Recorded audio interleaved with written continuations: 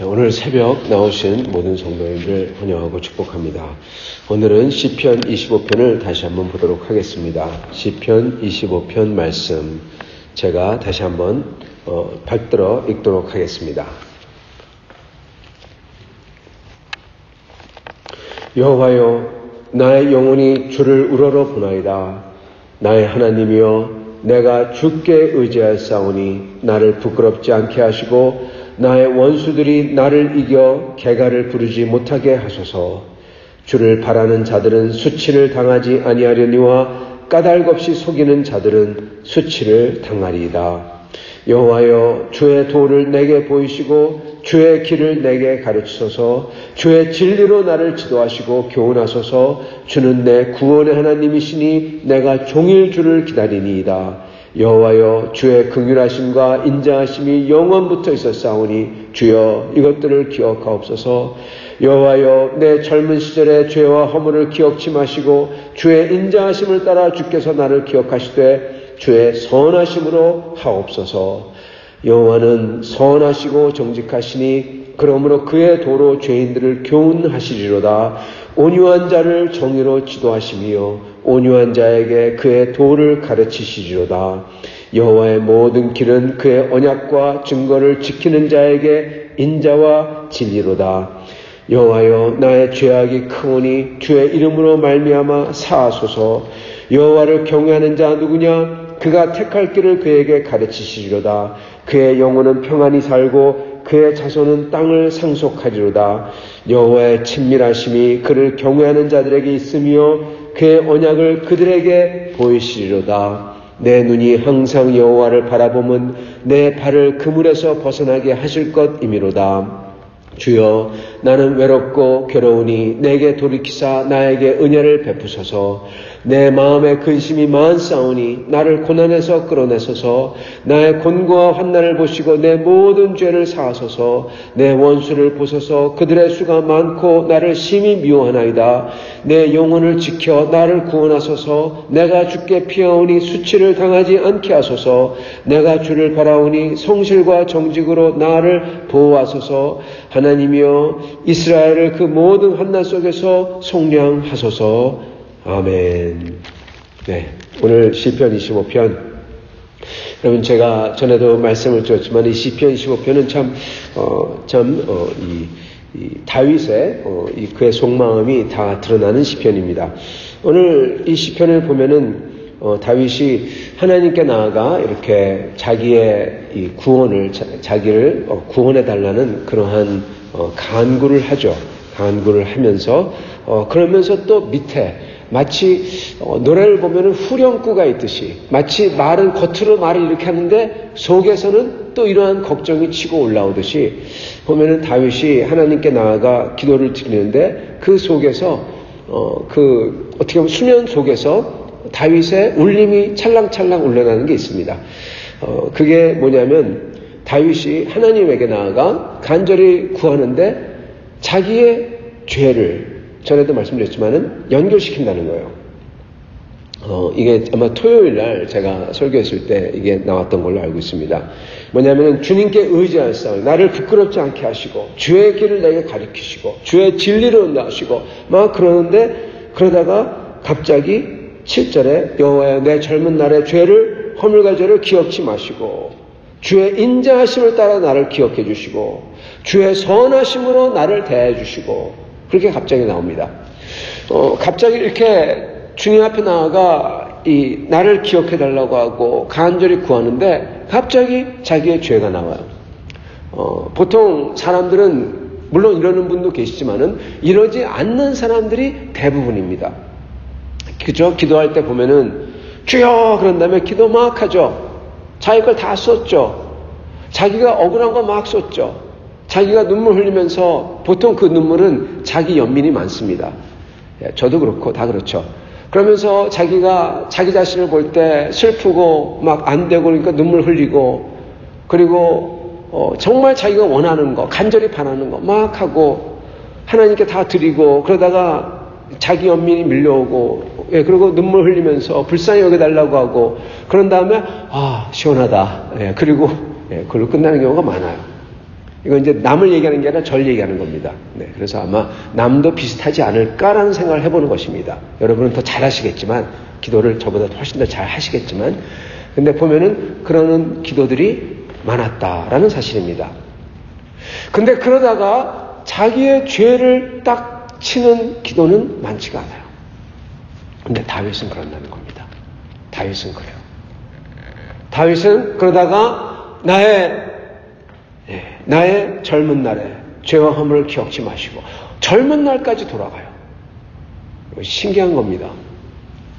여러분 그 confession, 이 고백록이라고 모르겠습니다. 세인트 어거스틴, 성 어거스틴의 그 유명한 이 고백하는 책이 있습니다. confession이라는 책이 있습니다.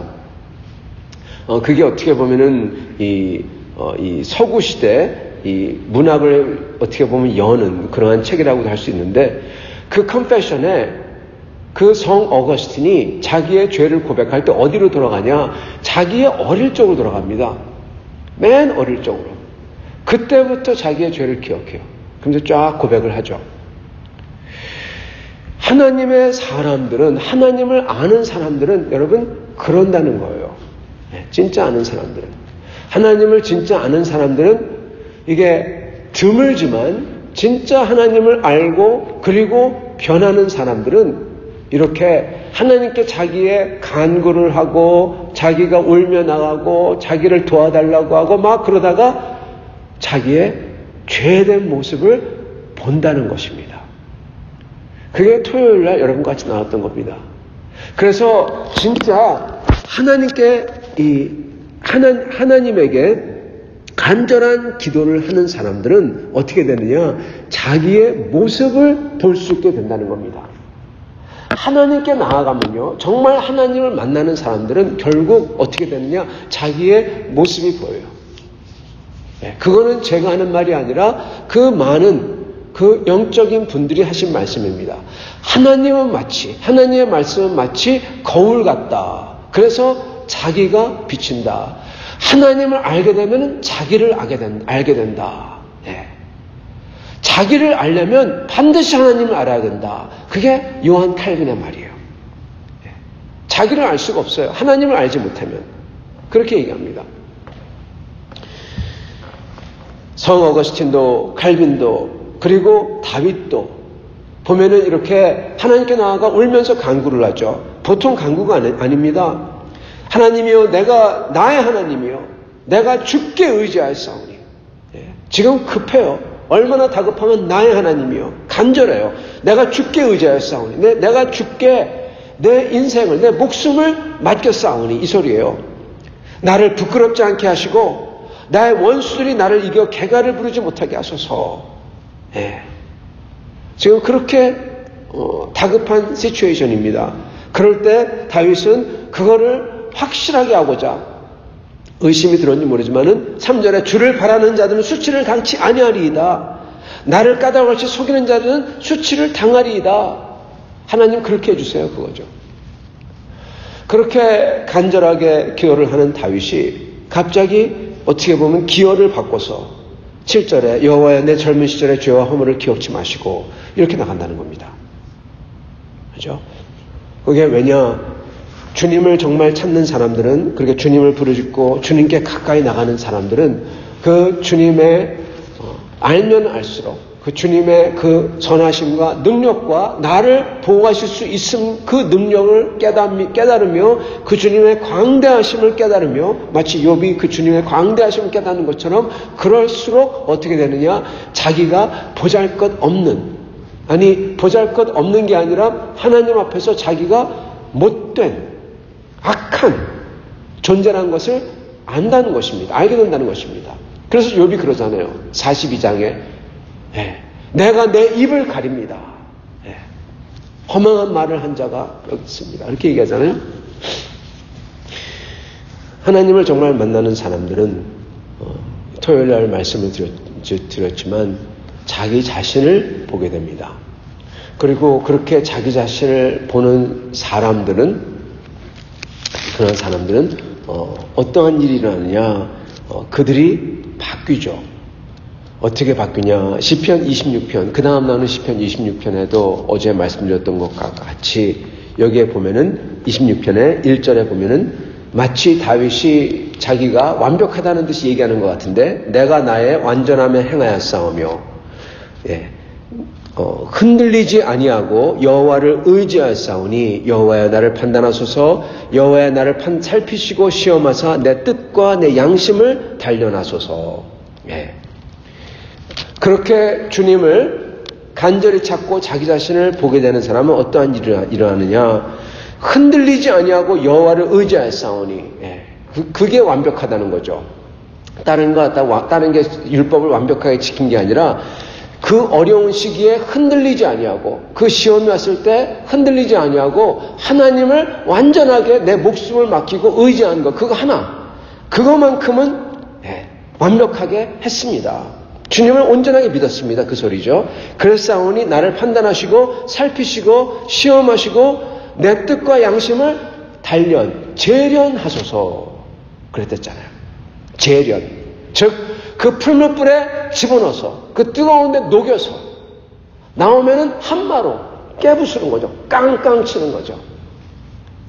그렇게 내 마음과 내 양심을, 못된 양심, 못된 마음, 변하지 않는 양심과 변하지 않는 그 마음을 쳐서 부숴서 부드럽게 만들어서 바꿔주시옵소서. 그게 포인트라고 했잖아요. 그죠?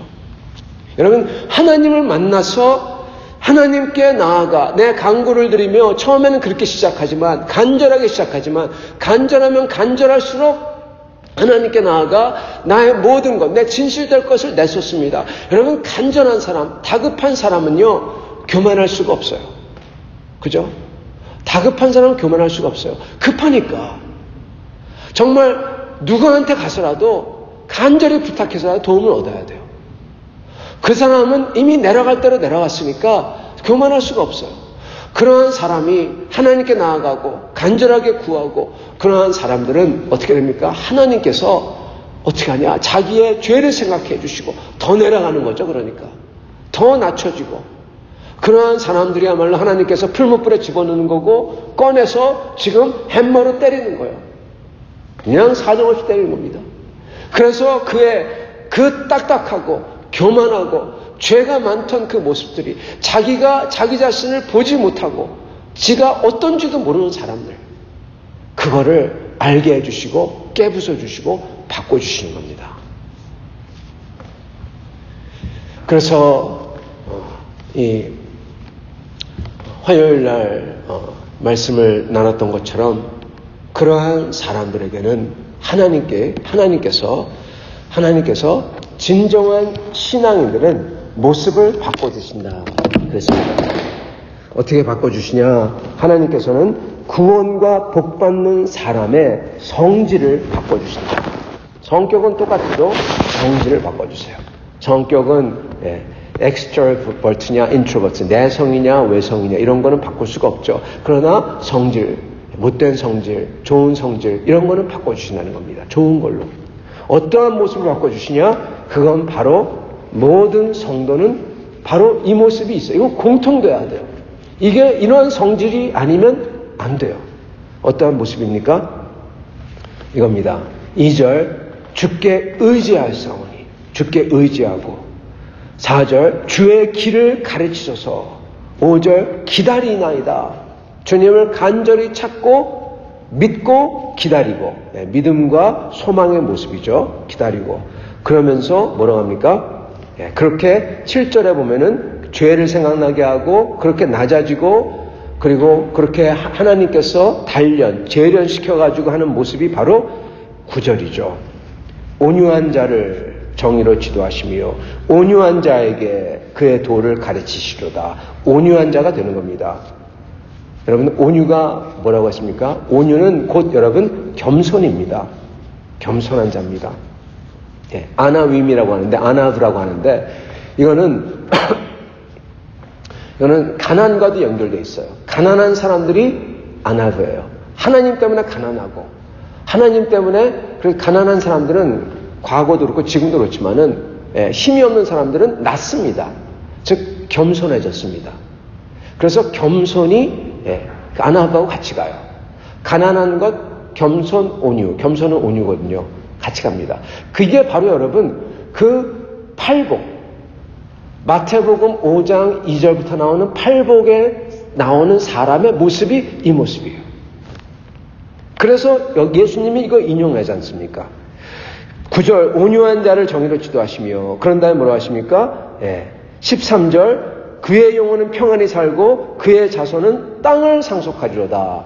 온유한 자에게 복이 있나니 그들이 땅을 상속받을 것이며. 그죠? 마태복음 5장 5절. 이게 여기서 나오는 겁니다.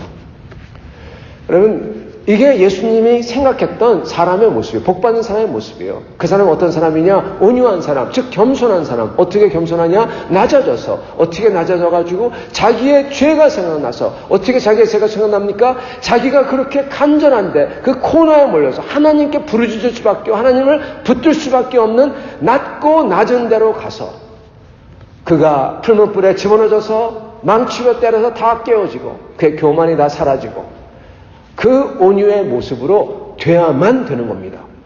성도 여러분, 팔복에 나오는 모습은요, 그건 초이스가 아닙니다. 그게 성도의 모습이에요. 그 사람의 성질이 그래야 돼요. 비록 완전치 않더라도 그 성질들이, 그렇지만 그게 있어야만 돼요. 그게 복받는 사람, 즉 하늘에 들어가는 사람의 모습이라는 겁니다. 사실은 여기에 나오는 것도 다윗은 그렇게 주님을 찾으며 주님을 간절히 구하며 그랬을 때 그렇게 기도하다가 어디로 내려가냐, 어디를 딱 치느냐, 자기의 죄가 보여요. 즉 자기 자신이 보인다는 겁니다. 성도 여러분, 누가 우리한테 와서 당신은 이렇다고 얘기하면 우리가 바뀌겠습니까? 안 바뀌죠. 내가 그런지도 거부해요. 그러나 하나님 앞에 나아가 간절히 기도하고 내가 하나님 앞에 나아가서 정말 아무것도 아닌 자로서 낫게 될 때 그때 내 자신이 보이는 겁니다. 덜컥 겁이 나는 겁니다. 내가 이랬구나. 이러면 안 되는데. 하나님이여 내 소시적의 죄를 기억하지 마소서. 하나님이여 내 젊은 날 혈기왕성한 날에 그 죄들을 기억하지 마시옵소서. 나를 긍휼로 대하소서. 하나님의 선하심으로 기억해 주시옵소서. 그러는 겁니다. 생각이 나거든요. 깨우치거든요. 내가 어떤 모습인지 보이게 되는 겁니다. 고로 그는 낮아지는 거예요. 하나님 앞에 낮아진 가난한 자, 심령이 가난한 자, 애통해하는 자, 자기 죄 때문에 내가 이런 모습이구나 가슴을 치면서 그러면서 주님 앞에 나아가 주님을 사모하고 주님의 은혜를 목말라하고 의에 줄이고 목마른 자, 그리고 주님 앞에 온유한 자, 겸손한 자가 되는 것입니다. 그러한 사람을 하나님께서 주시는 복이 있습니다. 오늘 사실 그걸 말씀드리고 싶었어요. 하나님 주시는 복이 있어요. 그에게 주시는 복. 그게 무엇입니까? 9절. 온유한 자를 정의로 지도하시며 온유한 자에게 그의 도를 가르치시로다. 성도 여러분, 하나님의 도는, 하나님의 길은 누가 볼 수 있고 누가 배울 수 있냐? 겸손한 자만이 배울 수가 있습니다. 하나님 앞에 겸손하게 된 자만이 배울 수가 있어요. 그리고 우리는 그 가장 좋은 예시를 누구에게 봅니까? 사울에게서 봅니다. 바울이 된 사울에게서 봐요. 그가 바리새인이었을 때, 그가 옳다고 생각했을 때 그는 가장 나쁜 짓을 저질렀습니다. 그러나 그가 하나님 앞에서 무너지고 하나님을 만나고 그랬을 때 그는 아주 낮아지죠. 심지어 괴수, 이 악당 중에 자기를 괴수라고 부르죠. 두목이라고 부르죠. 그만큼 나쁜 사람이라고 하죠. 그렇게 낮아진 그가 그에게 하나님의 도를 보여주시는 거예요. 성도 여러분, 저희가 하나님을 알려면, 계속 알면서 살아가려면 저희는 계속 주 안에서 낮아져야 됩니다. 온유한 사람이 되어야 돼요. 겸손한 사람이 되어야 되는 것입니다. 저희는 그렇지 아니하면요, 사람들은 이거에 대해서 쉽게 생각해요. 뭐 완벽한 사람이 어디 있어? 그냥 그러면서 그렇게 생각합니다. 성도 여러분, 저희가 온유해지지 아니하면, 겸손해지지 아니하면 그냥 완벽치 않지만 괜찮은 거, 그게 아니에요. 온유해지지 아니하면 저희는 죄를 짓습니다. 계속해서 죄를 져요. 그렇잖아요? 겸손하지 않은 사람의 입에서 뭐가 나옵니까? 네. 욕심의 말, 자랑의 말, 교만의 말, 다른 사람을 정죄하고 판단하는 말, 전부 다 죄입니다. 욕심으로 다른 사람을 죽이고, 다른 사람의 본이 안 되니까, 교만으로 다른 사람을 정죄하는 말로서 다른 사람을 죽이는 그러한 죄를, 살인죄를 범하고 하나님 앞에 큰 죄를 범하고 다니며 사는 것입니다. 그렇기 때문에 저희는 항상 주님 앞에서 겸손해지고 온유해져야 돼요. 그렇지 않으면 계속 죄를 짓는 거예요. 그렇게 온유한 자에게 하나님은 그의 도를 가르치신대요. 그게 첫 번째 약속이에요. 얼마나 좋습니까? 하나님의 길을 알게 돼요. 하나님의 법도를 알게 돼요. 근데 거기서 그치지 않아요. 놀라운 약속입니다. 성경에 정말 제가 좋아하는 구절이 여러 가지가 있지만 그 중에 하나가 바로 14절이에요. 읽겠습니다. 여호와의 비밀이 그를 경외하는 자들에게 있으며 그의 언약을 그들에게 보이시리로다. 여기는 여호와의 친밀하심이 그렇게 나오는데 이게 그 사본이 좀 다릅니다. 어떤 사본은 여호와의 friendship, 친구됨이 그렇게 나옵니다. 친밀하심이. 어떤 사본은요, 여호와의 비밀이, 비밀 이렇게 얘기해요. 근데 둘 다 그게 맞습니다.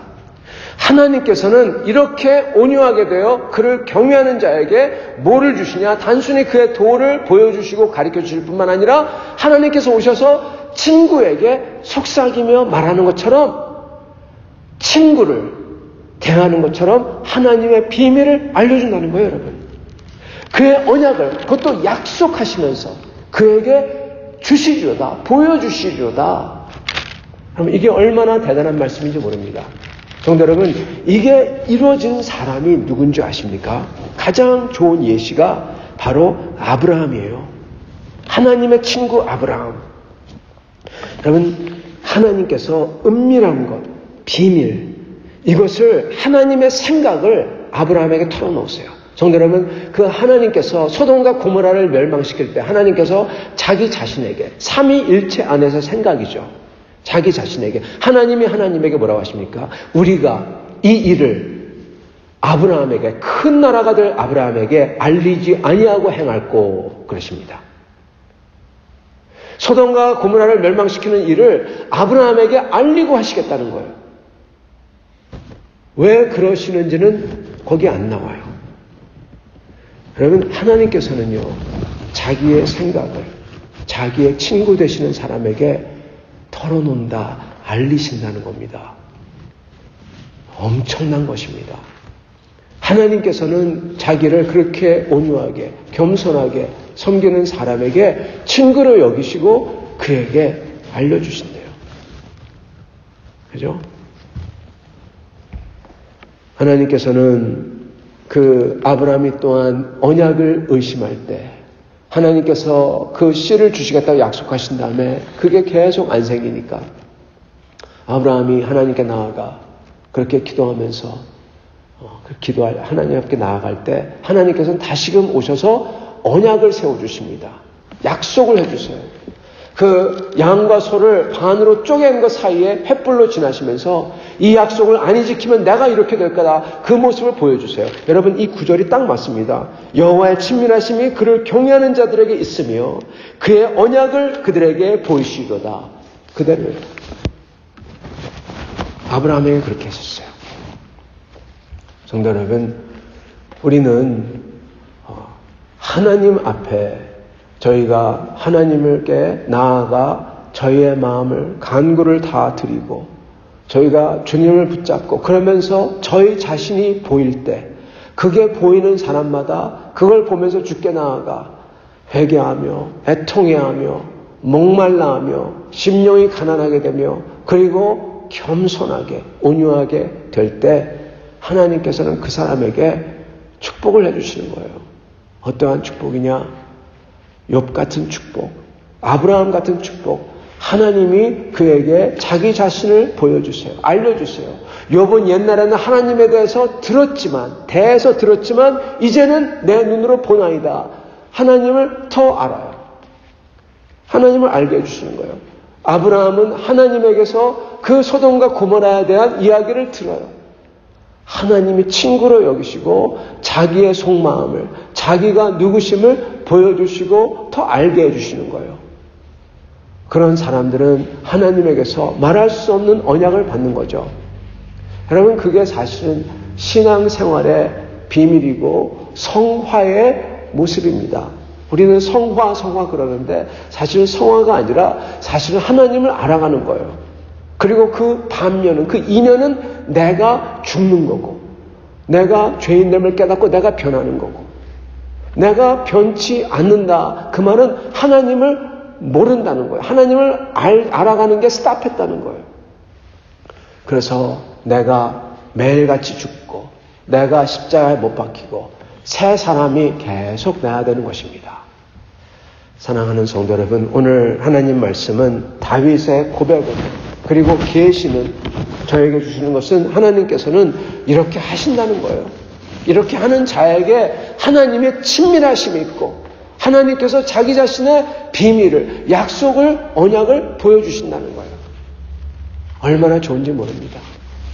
사랑하는 성도 여러분, 우리가 이렇게 함으로써 살아계신 하나님을 알아가고 내가 나의 마음과 양심이 재련되고 변하고 그렇게 변하고 옛날과는 다른 하나님의 백성다운 그 팔복에 나오는 그 복을 받을 사람으로 변해가는, 매일같이 변해가는 우리들이 될 수 있기를 간절히 축원합니다. 같이 기도하겠습니다.